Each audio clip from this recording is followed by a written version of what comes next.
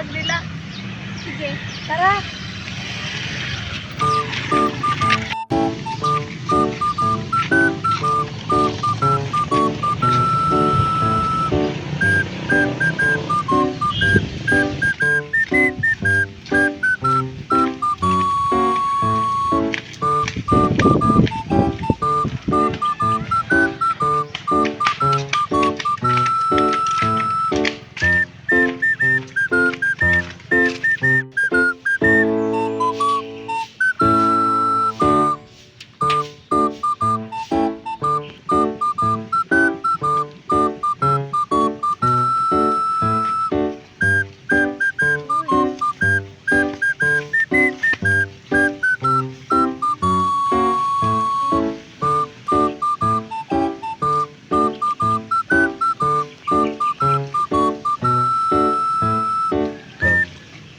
Ang payapa talaga rito. Ang sarap pakinggan ng agos ng tubig.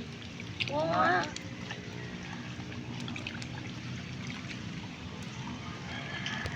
Tingnan niyo.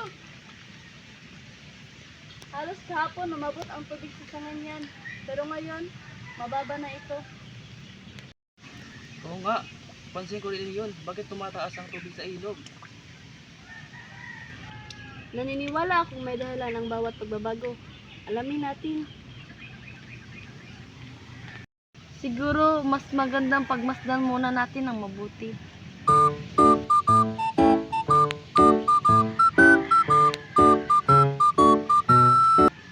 Dali, tignan nyo. Parang tumataas ang tubig. Pero hindi naman umulan ngayon. Ano kayang dahilan? Nakapagtataka lang. Akala ko, kapag umuulan lang, tumataas ang tubig sa ilog. Kapag konektado ang tubig sa dagat, tumataas at tumababa ang tubig dahil tumataas at tumababa ang tubig dagat. At kung hindi naman konektado ang tubig sa dagat, maaaring dulot ito ng malakas na ulan. O kaya, ang pagbukas ng isang tubig sa isang dam. Ibig sabihin, pwedeng tumaas ang tubig kahit hindi umulan dito. Tama, magkakaugnay ang mga pangyayari sa kalikasan. Kaya pala, mahalagang obserbahan mo na bago magbigay ng konklusyon. Ang dami ko nang natutunan. Buti na lang mausisa tayo. Tama, ang pagkamangha ang tumutulak sa atin upang magtanong. At ang pag-uusisa ang nagdadala sa atin sa pagkatuto at ang karunungan ang umuukay sa atin sa katotohanan. Patuloy tayong mamangha, manatiling mausisa, at laging hanapin ang katotohanan.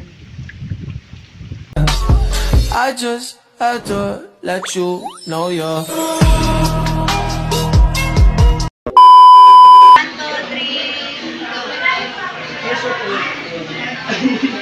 Likod kayo, Rigyan.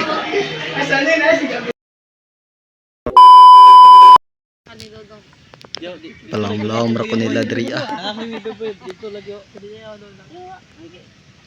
Gayo.